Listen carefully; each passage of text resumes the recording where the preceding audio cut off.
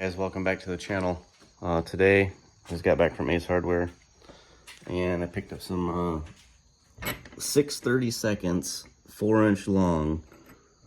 They're called not carriage bolts, the other ones that have like the things that open up in the drywall. They really didn't have anything long and skinny enough to go through this oil cooler. And then these are 6/30 second fender washers, and then 6/30 second nylon nuts, locking nuts. And then I got a couple P-clamps, and I believe in standard these are 5/8.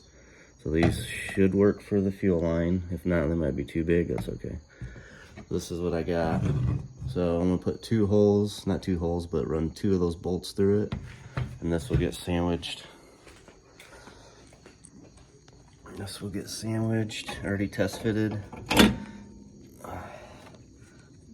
So this will be between the radiator and the condenser. And then I'll run my lines on the top over here where they come out for the AC. There should be enough space to run 2 lines. The supply and return on the low pressure side from the rack. So it'll go from the rack, this top area, this top AN6, it'll go to the coil or cooler. It'll go to the cooler. I'm gonna run it on the furthest away side first to come in. Then the short side, I'll have it come out. And then probably P-clamp, one of those clamps. Or here's a spot down here to keep the lines up. And yeah, one will go here. And then the other side goes on the return on my freshly painted 1JZ power steering reservoir. So I can't use the AN fitting here, and that's okay.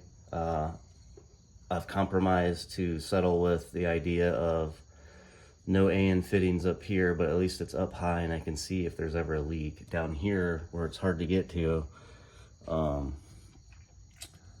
I'll be okay with those all being AN fittings and then to the cooler. So that's where we're at right now. I'll get this installed and I'll show you guys what it looks like. You go to cut your hose, you tape it first to keep the threads from raveling. And then this cutter I bought, it's actually for doing like heavy gauge battery terminals. And I got this kit on Amazon. The brand is iCrimp, and it comes with this. So I'm just using the cutter that's in it. But this is for like crimping heavy lugs. But this seems to work pretty good.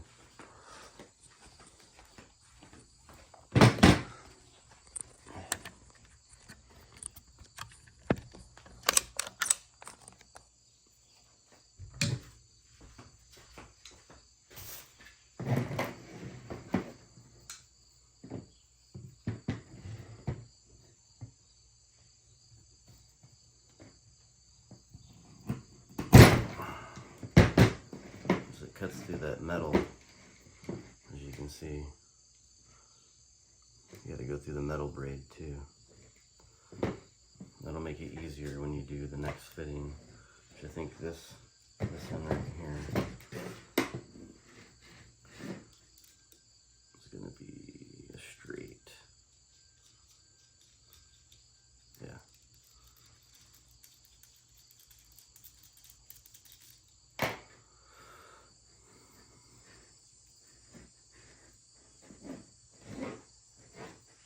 Push it on.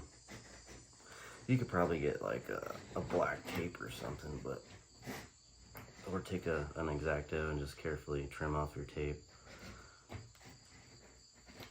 Now when you do E85 fuel lines, you do not leave the tape on there for sure, because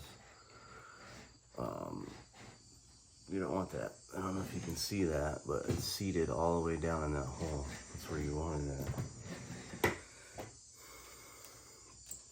Just tighten this guy. You can do it by hand pretty far.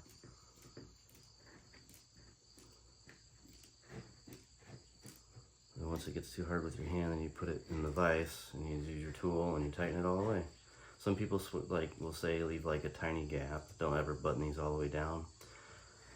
When you feel it's tight and it's close to being down, you should be fine.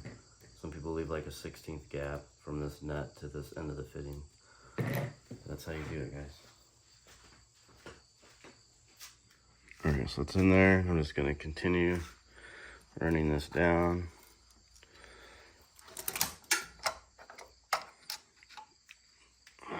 There's that gap. Some people will leave a gap. I'm just gonna keep going. I mean, that's quite a bit of thread to pinch in there. Maybe you go all the way and then just kind of back off the tear. This should be good. I can't get no light in there, but you get the point. There she is, all finished.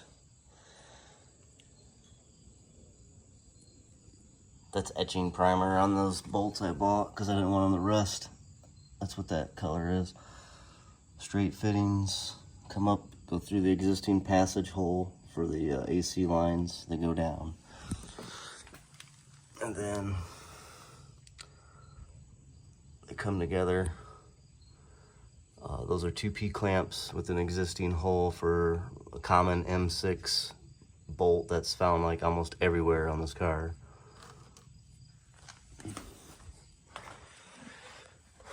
So it comes out of the rack, comes up, goes through the cooler, comes back, goes down, comes up, and returns back into your reservoir.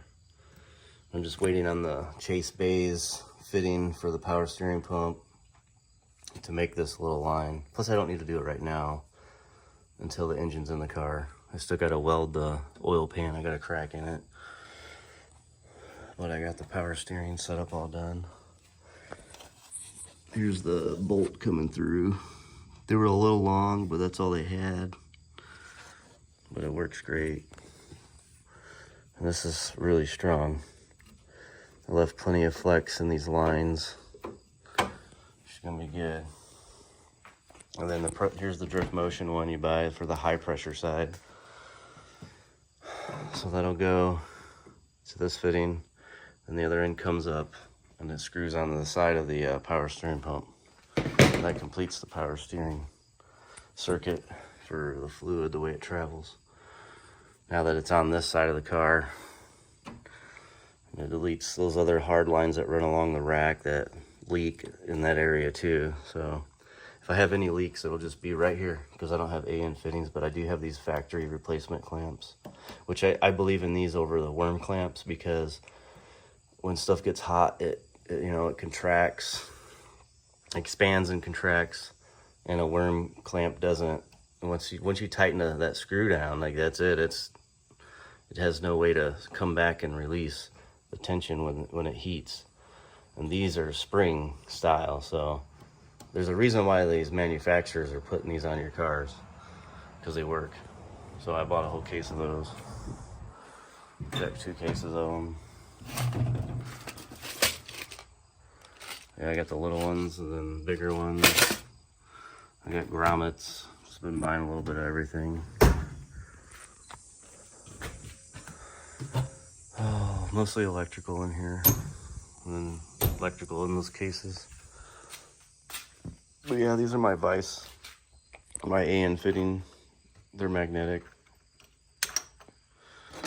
Helps keep from marring up your fittings, and the wrench you can buy. It says your different sizes.